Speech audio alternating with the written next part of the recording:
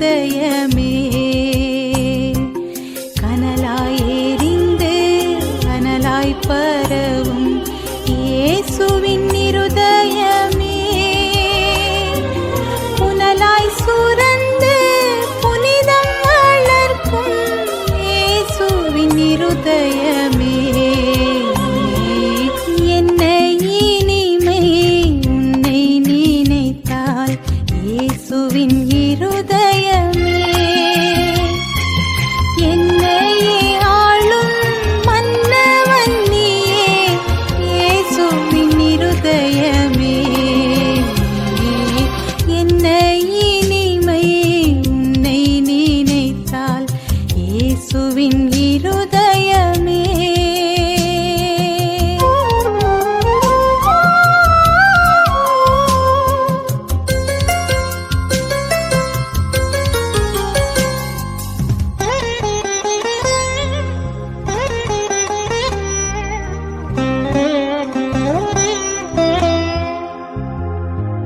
தூயவர் வாழும் ஆலயமாகும் இயேசுவின் இருதயமே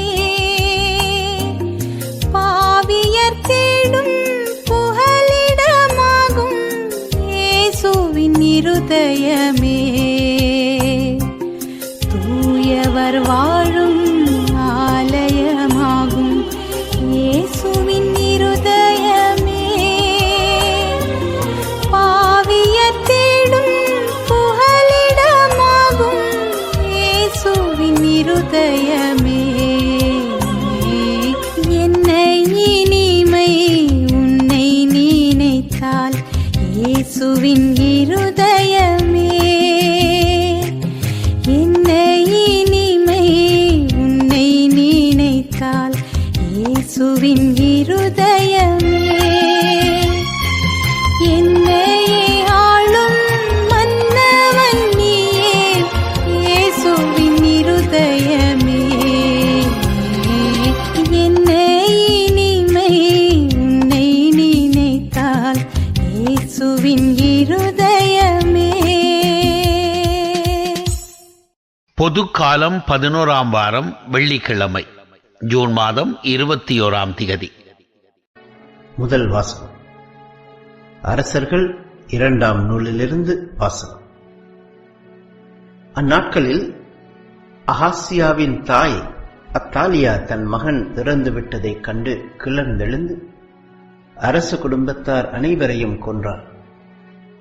அரசன் யோராமின் மகளும் அகாசியாவின் சகோதரியுமான யோசேப்பா அகாசியாவின் மகன் யோவாசை தூக்கிக் கொண்டு போய் ஒளித்து வைத்தார். அவன் கொல்லப்படவிருந்த அரசிலம் புதல்வர்களில் ஒருவன். அவனையும் அவன் செவிலி தாயையும் தனது பள்ளி அறையினுள் அத்தாலியாவின் பார்வையிலிருந்து யோசேப்பா மறைத்து வைத்தார். எனவே அவன் உயிர் தப்பினான். அவன் 6 ஆண்டுகள் அவளோடு ஆண்டவரின் இல்லத்தில் தலைமறைவாய் இருந்தார். அந்நாட்களில் அத்தாலியாவே நாட்டை ஆண்டு வந்தால் 7ஆம் ஆண்டில் அரச மெய்க்காய்ப்பாளர் அரண்மனை காவலர் ஆகியோரின் 100 தலைவர்களை குரு ஏயாதா வரவழைத்து ஆண்டவரின் இல்லத்திற்குள் கூட்டிச் சென்றார். அங்கு அவர் அவர்களோடு உடன்படிக்கை செய்து கொண்டார். அக்கோவிலில் அவர்களை ஆணையிடச் செய்து அரசனின் மகனை அவர்களுக்கு காட்டினார். குரு யோயாதா கட்டளையிட்டு கூறிய அனைத்தையும் 100 தலைவர்கள் செய்தனர். ஓய்வு நாளில் விடுப்பில் செல்வோர், பணியேற்போர் ஆகிய தங்கள் வீரர்கள் அனைவரையும் கூட்டிக் கொண்டு குரு யோயாதாவிடம் வந்தனர். அவர் ஆண்டவரின் இல்லத்தில் இருந்த தாவீது அரசனின் ஈட்டிகளையும் கேடயங்களையும் 100 தலைவர்களுக்கு எடுத்துக் கொடுத்தார். காவலர் கையில் படைக்கலன் தாங்கி திருக்கோவிலின் தென்புறம் தொடங்கி வலப்புறம் வரை பலிப்பிடத்தையும் திருக்கோவிலையும் அரசனையும் சூழ்ந்து நின்று கொண்டனர். பின்பு அவர் இளவரசனை வெளியே கூட்டி வந்து அவனுக்கு முடிசூட்டி உடன்படிக்கை சுருளை அளித்தார். இவ்வாறு அவன் திருப்பொழிவு பெற்று அரசனானான். அனைவரும் கைதட்டி அரசர் நூழி வாழ்க என்று முழங்கினர். மக்களும் காவலரும் எழுப்பிய ஒலியை அத்தாலியா கேட்டு ஆண்டவரின் இல்லத்தில் கூடியிருந்த மக்களிடம் வந்தான். மரபுக்கேற்ப அரசன் தூண் அருகில் நிற்பதையும் படைத்தலைவர்களும் காலம் ஊதுபவர்களும் அவன் அருகில் இருப்பதையும் நாட்டின் எல்லா மக்களும் மகிழ்ச்சியை கொண்டாடி அக்காலம் ஊதுவதையும் கண்டாள். உடனே அவள் தன் ஆடைகளை கிழித்துக் கொண்டு சதி சதி என்று கூக்குரலிட்டாள். அப்பொழுது குரு யோயாதா படைகளுக்கு பொறுப்பேற்றிருந்த நூற்றுவர் தலைவர்களை நோக்கி, படையணிகளுக்கு வெளியே அவளை கொண்டு செல்லுங்கள், அவளை எவனாவது பின்பற்றினால் அவனை வாளால் வெட்டி வீழ்த்துங்கள் என்று கட்டளையிட்டார். அவளை ஆண்டவரின் இல்லத்தினுள் கொள்ளலாகாது என்று கூறியிருந்தார். எனவே அவர்கள் அரண்மனையின் குதிரை நுழைவாயிலை அவள் அடைந்த பொழுது அவளை பிடித்தனர். அங்கே அவள் கொல்லப்பட்டாள். பின்பு யோயாதா ஆண்டவர் ஒரு பக்கமும் அரசன் மக்கள் மறுபக்கமுமாக அவர்களிடையே உடன்படிக்கை செய்து வைத்தார். இதன் மூலம் அரசனும் மக்களும் ஆண்டவரின் மக்களாய் இருப்பதாக ஏற்றுக்கொண்டனர். அவ்வாறே அவர்கள் அரசனுக்கும் மக்களுக்கும் இடையே உடன்படிக்கை செய்து வைத்தார். பிறகு நாட்டிலுள்ள மக்கள் எல்லோரும் பாகாலின் கோவிலுக்கு சென்று பலிப்பு இடங்களையும் சிலைகளையும் தகர்த்தெறிந்தனர். பாகாலின் அர்ச்சகன் மாத்தானை பலிப்பு இடங்களுக்கு முன்பாக கொலை செய்தனர். பிறகு குரு ஆண்டவரின் இல்லத்தில் காவலரை நிறுத்தி வைத்தார். நாட்டின் எல்லா மக்களும் மகிழ்ச்சி கொண்டாடினர். அத்தாலிய வாளால் அரண்மனையில் கொல்லப்பட்ட பின் நகரில் அமைதி நிலவியது. இது ஆண்டவர் வழங்கும் அருள்வாக்கு. இறைவா உமக்கு நன்றி. நற்செய்தி வாசகம். உங்கள் செல்வம் எங்கு உள்ளதோ அங்கே உங்கள் உள்ளமும் இருக்கும்.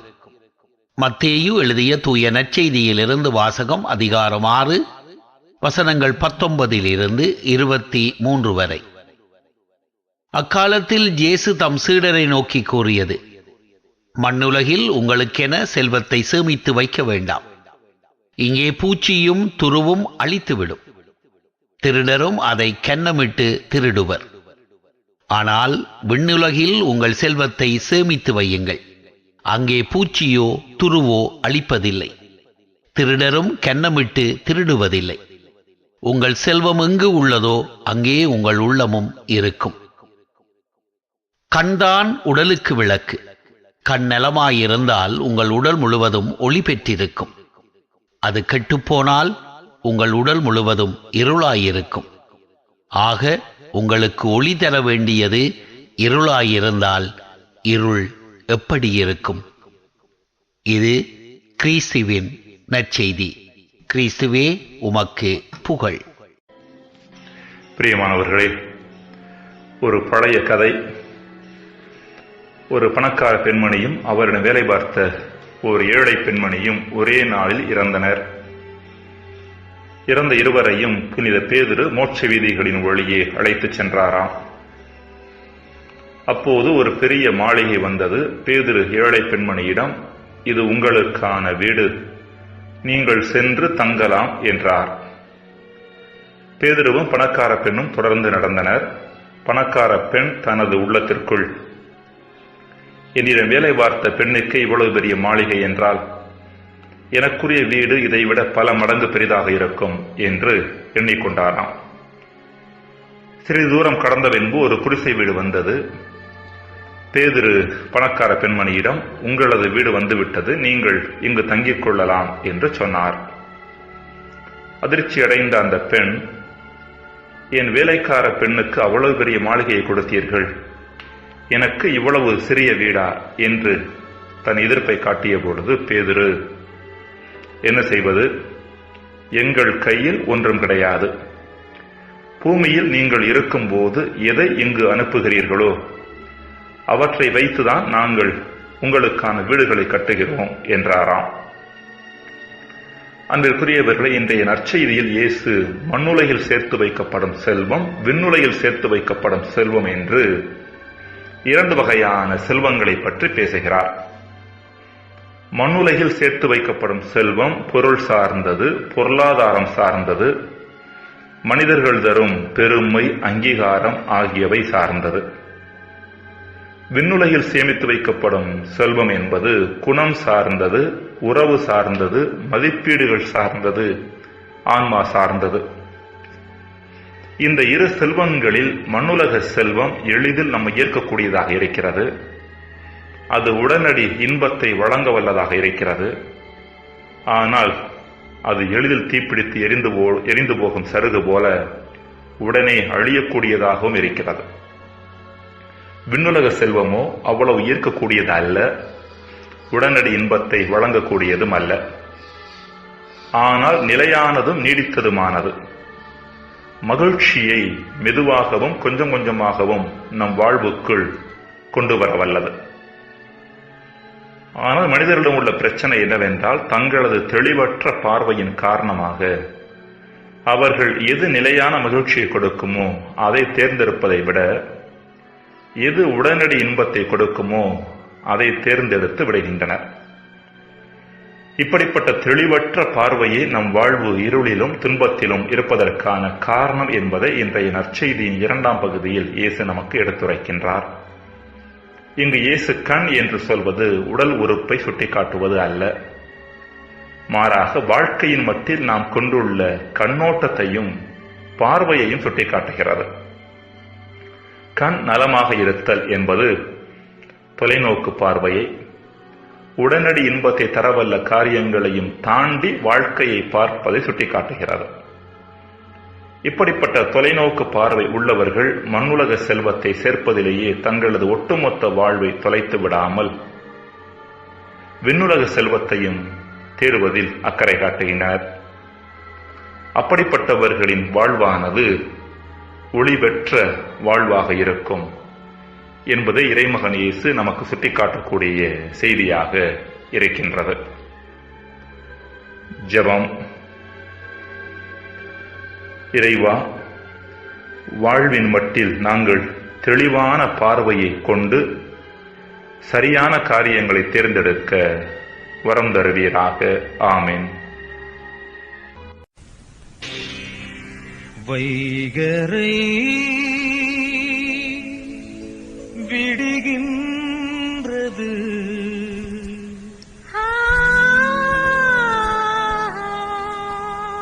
புதுவாழ்வு மலர்கின்றது.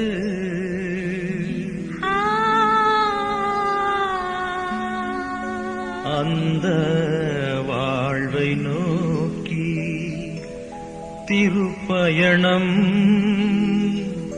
சென்றிடுவோ.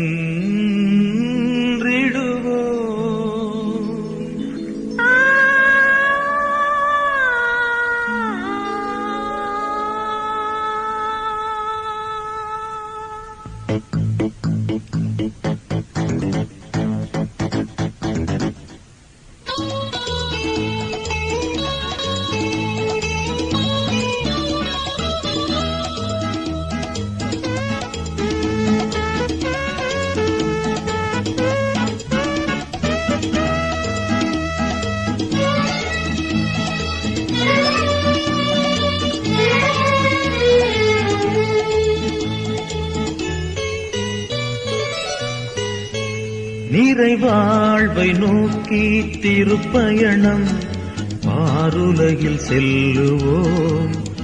அருள் வாழ்வு தரும் வார்த்தைகளால் நன்மைகளை நாம் செய்வோம். நிறைவாழ்வை நோக்கி திருப்பயணம் பாருலகில் செல்லுவோம்.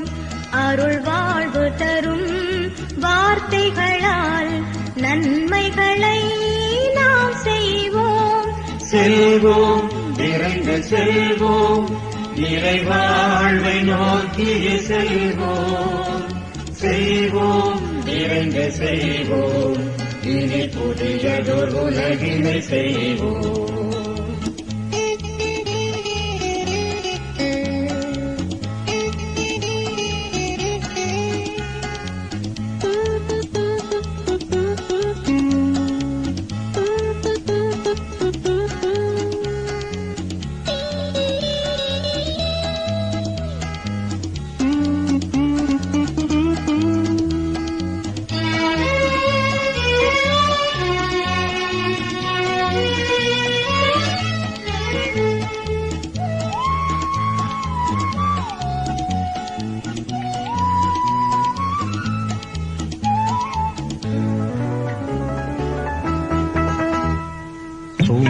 சுமக்கும் தோள்களுக்கு வலிமையினை ஊட்டுவோம். சுகம் மறந்த மாந்தருக்கு வளமையினை காட்டுவோம். இரு கரங்கள் விரித்திங்கு வாடுவோரை தேற்றுவோம். இரு கரங்கள் விரித்திங்கு வாடுவோரை தேற்றுவோம். இறையரசின் கனவுகளை நாடுதோறும் சாற்றுவோம். செல்வோம், விரைந்து செல்வோம், நிறைவாழ்வை நோக்கிய செல்வோம். செல்வோம், விரைந்து செய்வோம், இனி புதியதொரு உலகினை செய்வோம்.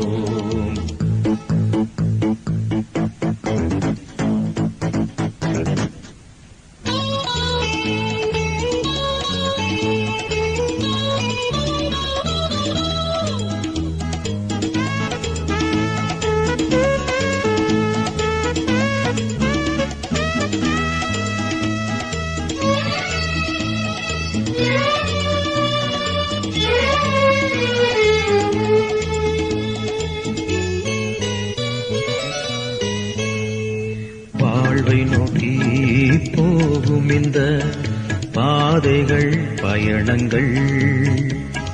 வாட்கள் வரும், போர்கள் வரும், நொறுக்கப்படும் நிலை வரும். தடைவரினும் இடர்வரினும் உறுதியுடன் நாம் செல்வோம். தடைவரினும் இடர்வரினும் உறுதியுடன் நாம் செல்வோம். சிலுவைகளை நாம் சுமந்து உறுதியோடு வெல்லுவோம். நிறைவாழ்வை நோக்கி திருப்பயணம் ஆருலகில் செல்லுவோம். அருள் வாழ்வு தரும் வார்த்தைகளால் நன்மைகளை நாம் செய்வோம். செல்வோம், விரைந்து செல்வோம், நிறைவாழ்வை நோக்கிய செல்வோம்.